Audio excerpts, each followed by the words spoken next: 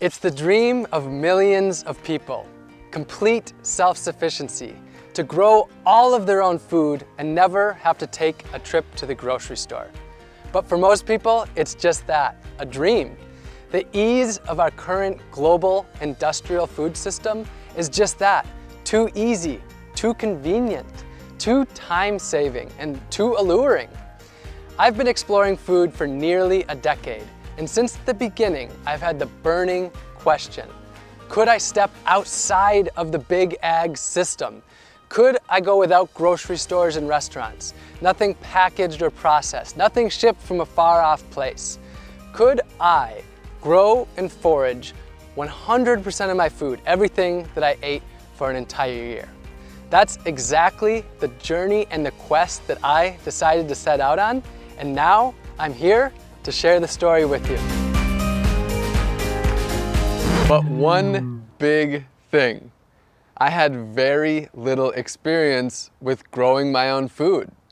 When I lived in San Diego, I did have a few raised beds where I grew some greens, tomatoes, and herbs.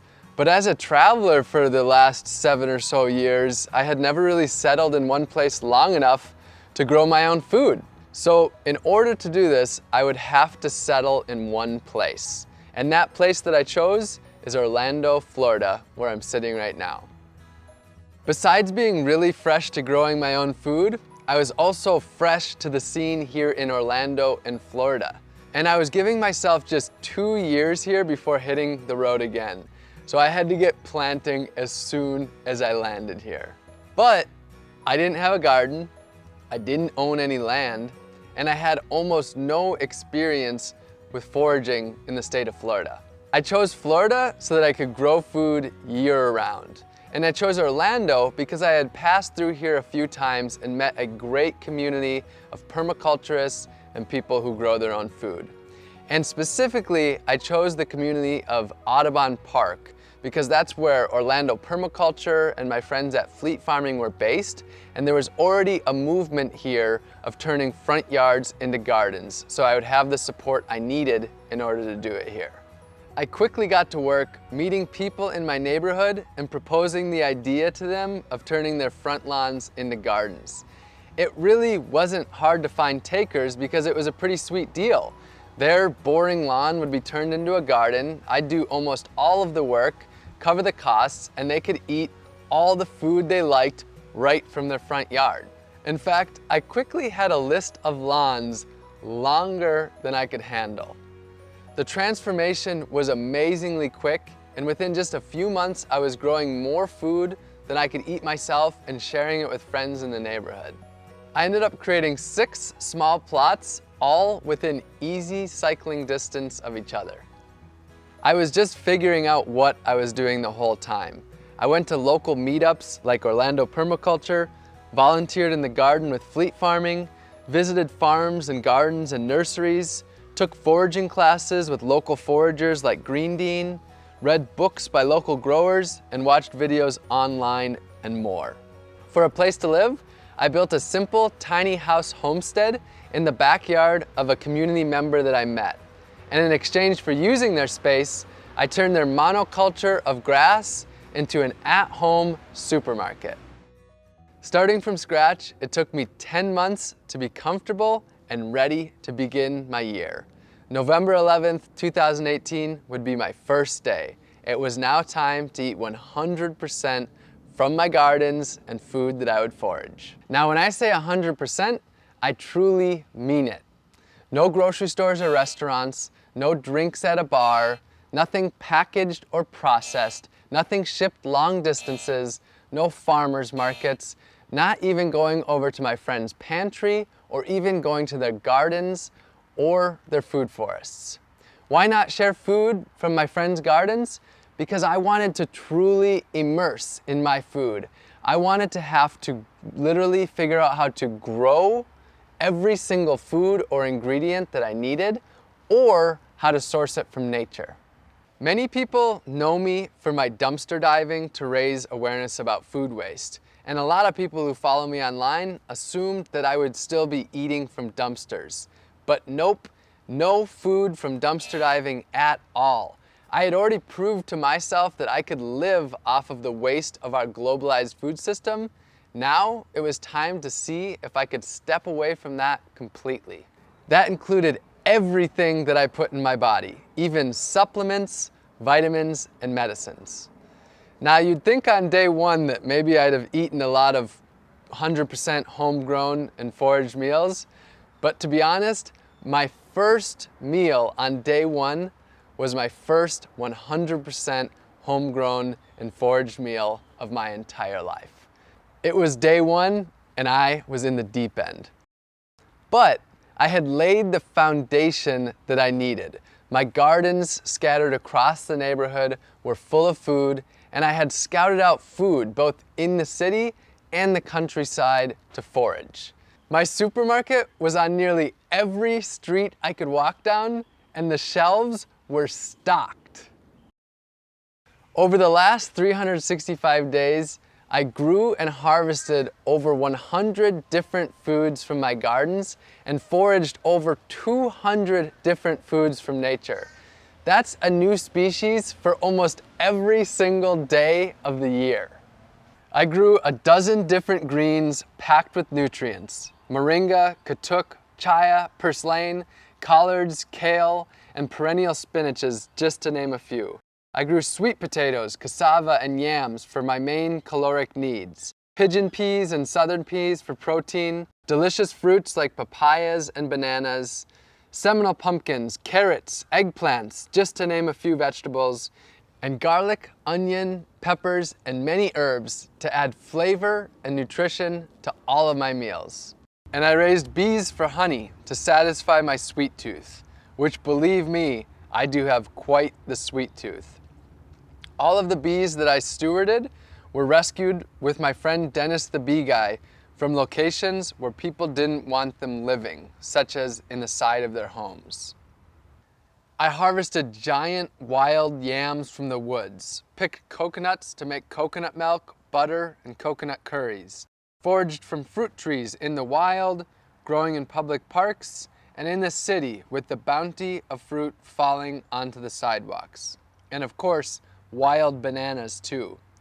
I caught fish from the oceans, lakes, and rivers, and even harvested deer that had been hit by cars during my visit to Wisconsin. I harvested over 20 species of mushrooms in the woods, picked nutritious plants that people call weeds that they walk by unknowingly or even constantly battle with in their yards and gardens. My caffeine came from the native Yaupon holly tree that I made a tea from, and I even harvested my own sea salt from the ocean by collecting the water, boiling it down in a pot until I was left with just the sea salt for my meals. I grew and foraged all of my own medicine and vitamins too. I grew fresh turmeric and ginger in my gardens, foraged elderberries from the wild. I harvested reishi mushrooms and herbal teas, and grew moringa, also known as the vitamin tree, to make an easy to travel with multivitamin powder. But most importantly, my food was my medicine. It's a different way of thinking for most people, but even the weeds that grow just outside of our doorstep are some of the most nutritionally and medicinally dense plants on Earth. For the last year, nature has been my garden, my pantry, and my pharmacy. With the seasons, my foods varied greatly.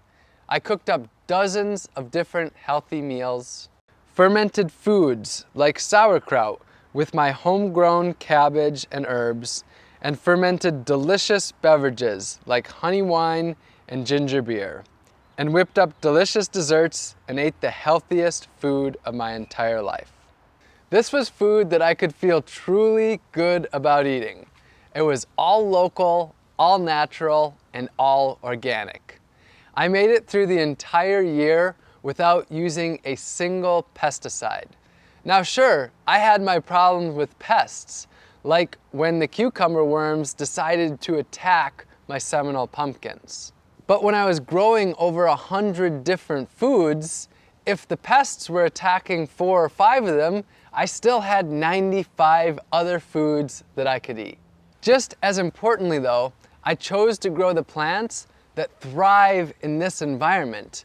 When I started, I didn't walk down the aisles of the grocery store and ask which foods that I liked the most. Instead, I talked to local farmers and gardeners and my permaculturist friends and asked them what foods grow so ridiculously well and so ridiculously abundantly that I could hardly screw it up. And those are the plants that I chose to focus on, and that's one of the main things that got me through this year. This was without a doubt one of the most challenging things that I've ever done. A year is a really long time, and I had my highs and my lows. There were times when I felt my absolute best, and there were times when I just didn't know if I could go on. Generally, I did get enough food. My weight stayed the same about the entire time, so I did have enough calories, but there were times when I felt like I was really deficient, mostly in fat and protein. Those were the times when I found it really hard to want to keep going. And there was the social aspect. I was on my own a lot of the times, not able to join other people for their meals, and sort of isolated, not being able to go to restaurants or eat with friends and family. Overall, with all the ups and downs, the year went about as well as I could have possibly hoped. I maintained my body weight throughout the year, and I never got sick once. And I really attribute that to my food being my medicine. I think that nature is able to provide for our basic needs, and I trusted Earth. I trusted nature. Now, I want to say though, that this project, it wasn't really about my health. It wasn't about a diet. And I don't believe that this is the diet for 7 billion people. I don't actually think there is one diet for the 7 billion people. I think we live on a diverse world where we have diverse cultures and people need to do things in a very different way. So I'm not trying to represent a diet for everyone or anything like that.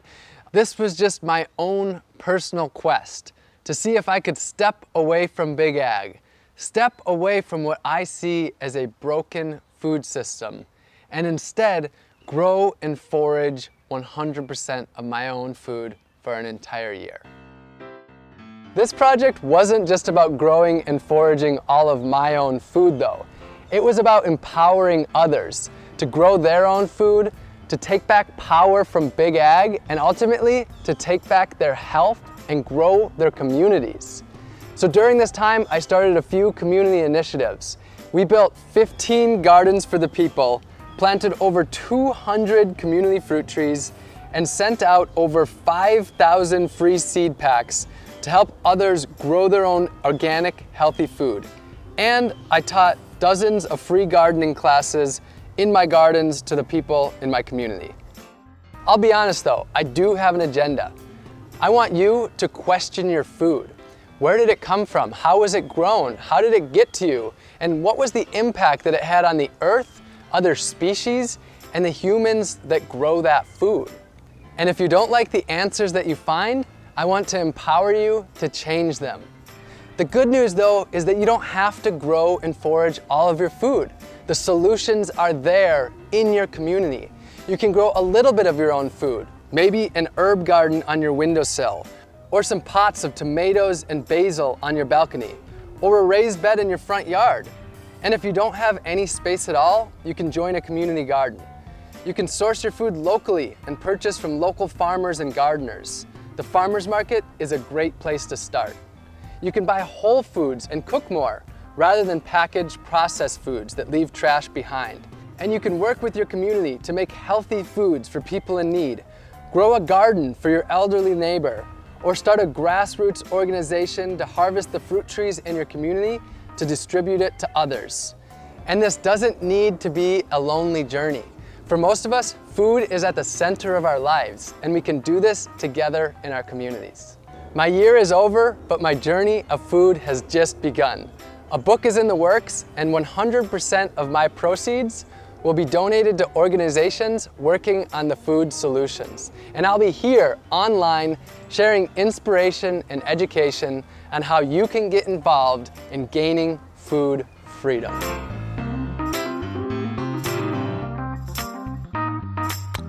My mouth is cold now. My own medicine and vitamins too.